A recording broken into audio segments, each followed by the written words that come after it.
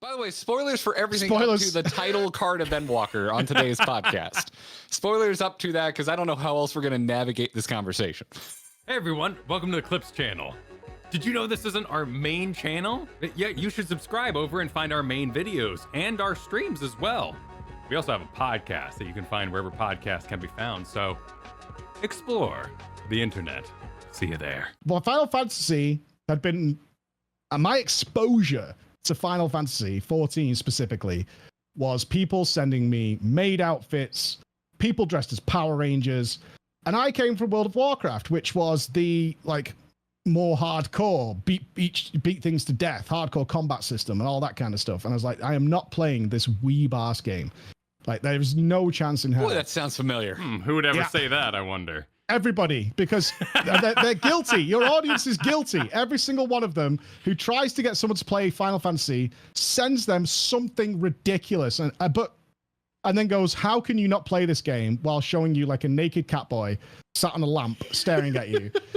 And you're just like, listen, that's not my kink. I'm not. Yeah. If it's yours, that's cool, but it's not for me. Yeah, you're clearly all fapping to this, and I can't stand what you're showing me. Like, they don't talk about the story ever. Like, now they do. Like, people have started to change and say, oh, you should come and play for the story. They don't talk about, like, it's got the hardest MMO rating in any of the MMOs right now, is in Final Fantasy 14. They don't talk about the social aspects, which are better than any MMO right now. Like, the stuff you could do with roleplay and house design and all that kind of stuff is an absolute highlight of that game. And dwarfs everything else that's out there. They don't talk about any of that. They send you somebody dressed as a Namazu with a rubber duck head on, dancing, like with their pants down, or somebody dressed as a drug dealer or something. And so, yeah, that's. I was totally off put by it. And my team actually tricked me. We did a subathon for charity to get presents for families who couldn't afford presents for kids at Christmas. So we did a big charity drive for that. And they snuck in a goal at 20,000 subs. Yeah, that's how it happened. Because, yeah, they snuck in a goal at 20,000 subs. Mike tries Final Fantasy 14. And when I saw it appear, I knew what it was. And I instantly went into my Discord. And thankfully, we still have the records of it. And I typed to the team, we can't do that because people are going to hit like 20,000 subs, maybe. Like, we're hoping they do that. And I'm going to hate it and play it for like a day and not be happy. And this is like one of the end goals we're going for. Like, this is unfair to the audience. But they had confidence. They were like, trust, it'll be fine. Because we know what you think it is.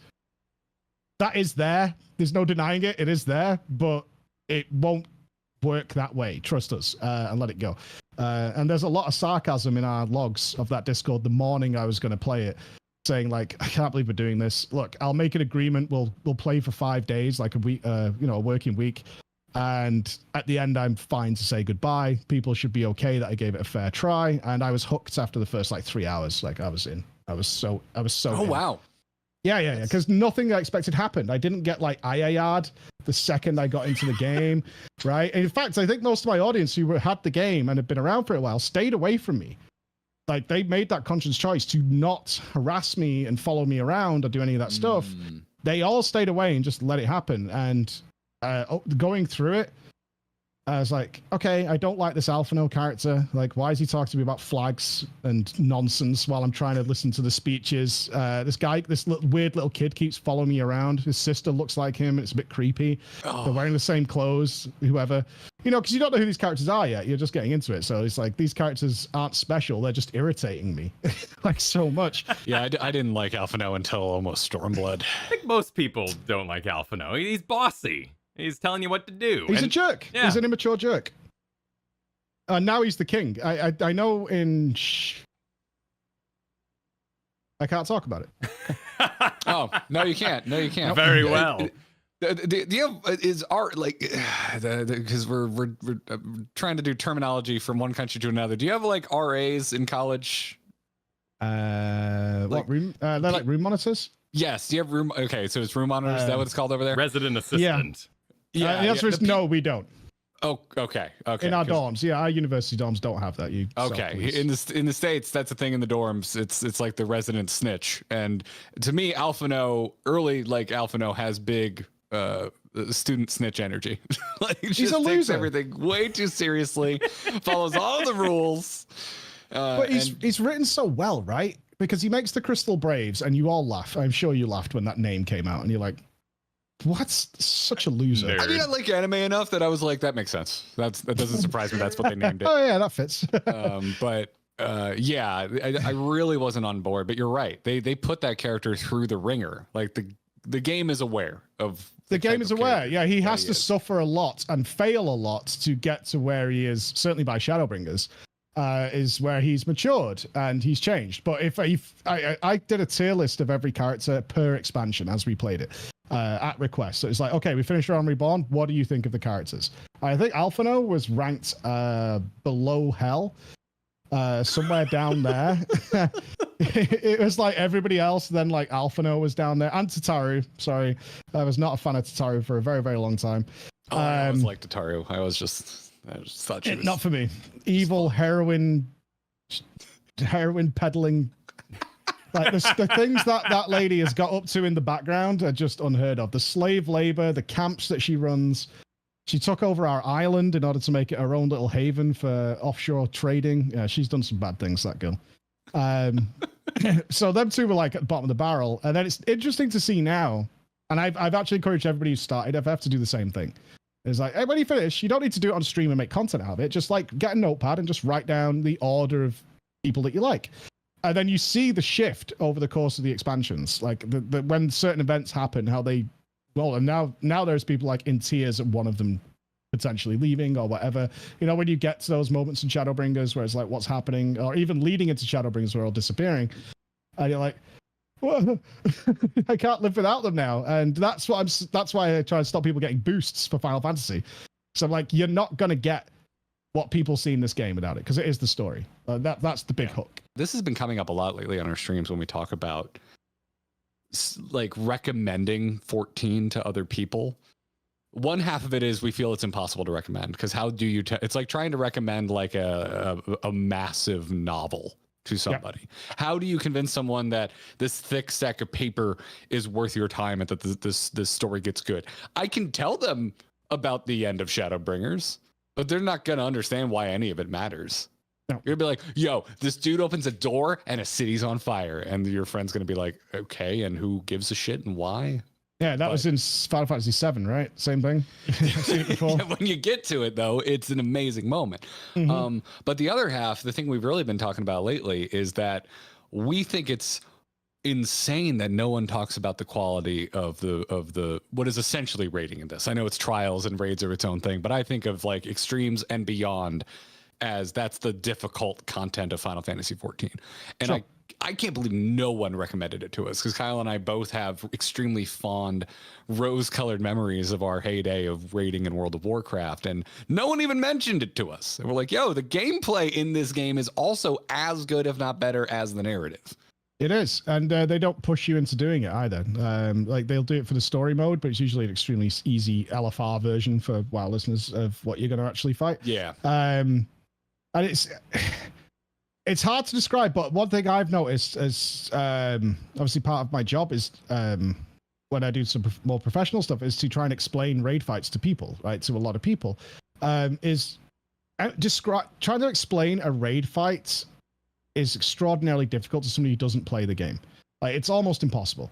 So I could take an FF Savage Raider and show them a World of Warcraft raid, and they will have no idea what's happening, despite their advanced experience of dealing with almost essentially identical mechanics. It's presented in such a complex, busy way, and they always go, oh, the add-ons, the add-ons, the add-ons. Like, I can't see through the add-ons. I don't know what the hell's going on. But similarly, I could take a World of Warcraft player and then show them FF Savage, which doesn't have any add-ons, but there's so many explosions and lights and things like that to them it's a mess. Like, they're like, how do you even tell what's going on? Like, you know, you can get some of these mechanics that just fill the screen with fire and explosions and lasers. So I don't even tell what's going on. And I think it is difficult to sell somebody on the raiding until they play the game. In fact, I think that's true of any MMO. It's like, you need a couple of hours here then it starts to fit in, because you're used to seeing it and you're gradually building up, especially as a new character. And it's exactly the same reason that all my friends who've boosted, who joined me from WoW after I started playing, I'm like, hey, I was still in those Discords and stuff. It's like, this game is really good. The rating's actually sick. The same as you guys found. It's like, I've been doing these extremes. They're really fun. Even the old ones. And because they have they've always built a game with scaling in mind. It's not exact, but it's pretty close. Is that you can go and do a Realm Reborn extremes, and it's challenging, fun content. You can go and do Heaven's Ward. You have all these raid fights just waiting for you. It's not just, in World of Warcraft sense, the latest expansions, and then a really scuffed time walking version, which is not really very close to the original.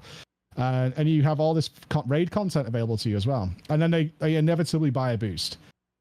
And they're just lost, and they're like, I don't know what to do. They're like at training dummies, practicing like they would do in WoW, and I'm like, it's not the way to introduce you to that game. Like, don't buy the boost. You're just missing it. You're depriving yourself of such a good experience, and you're also coming in with the wrong mindset because you're trying to play this game like it's World of Warcraft. And I had the same thing in Guild Wars 2, which I just did recently. Is you approach that game with a WoW mindset or an FF mindset, you're not going to have a good time because the game doesn't work that way. Looks the same, looks the same, but it's not the same. So where'd you get to in like the 5 days that you felt hooked? Because A Realm Reborn's big.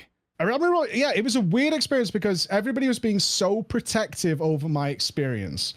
And so I can't remember where we got to in that 5 days. I just know at that point we committed to playing. And it wasn't a case of, like, I'd said on the Monday, we'll probably hard stop on Friday, and I'll give my conclusions and thoughts and whatever. But by Tuesday, at least, I was like, there's no end date to this. We're going. Like, it's fine. I'm into it. I'm enjoying it. We're having fun. I know that when I got to the end of the core campaign, and then you get into like the post MSQ, a lot of people, including people on my own team, were like, you should probably do this off stream so you can skip. Because now you have this weird period where you don't earn any experience. The story could be a bit meandering. And it's quite a long chain of story that's going on. And I honestly do believe if I had not been streaming it, I probably would have skipped through several sections of it. But frankly, I do have that advantage of when we're streaming to like a large audience, is that if a part of a game is a little bit meandering, you can fall back to conversation with people, and it doesn't affect me as much. So I actually had a lot of fun with the post the Realm Reborn stuff. Like, it was not a problem to go into Heaven's Ward. But it was Heaven's Ward that really grabbed me. Heaven's Ward, Realm Reborn I thought was fine. My overall opinions were like, this is cool. It's better than the WoW story, because I'm a big story guy in video games. I love game stories, but I hate the WoW story so much. It's why I started playing WoW. It's the same way. Warcraft 3 charmed my pants off with the narrative that it told, because I was never an RTS kid, but I heard it had a good narrative, and I'm like, that's strange. And I was really impressed by it. And so when I heard that World of Warcraft was coming out, I was like, well, oh, damn. Well, I want to see the rest of the Warcraft 3 story. I want to see where this goes. Arthas is chilling at the top of the Frozen Throne. What happens next? I never played Warcraft 3, and I only ever played WoW for the combat and the raiding, and I didn't like the story. And when Wrath of the Lich King was announced, all of my guild was losing their minds, and all I saw was rip off Lord of the Rings. I was like, I do not get what you guys are so excited about at all. It's like, this guy is just Sauron. Like, what are you guys hyped about? With the pointy dragon helmet. Okay, I see it. Yeah, okay. Like, that's all I saw. I was like, what are you guys cheering for? This is just rip off Lord of the Rings. And they were like, what are you saying? It's Arthas. I'm like, I have no idea who Arthas is. I have never heard of that. It's like, that's Stratholme, the grain. I'm like, okay, so they baked bread in Stratholme, and then what? Like Sauron came, and they're like, and then they were like, trust me, it's awesome, and go play Warcraft 3, which I still haven't done. So yeah, that was the great sadness. But if only they would remake Warcraft 3 with better graphics. Yeah, if only, that'd be such a smart decision. It'd be such a smart decision. I would love to replay through that game with more modern sensibilities. Yeah, one day we'll get there. Just it's a shame they never remade Warcraft 3. Never happened. I certainly didn't watch the downfall of that in real time, an event. Nope. Yep. Never happened. Never happened. Just blank it out. And that day I'll be there.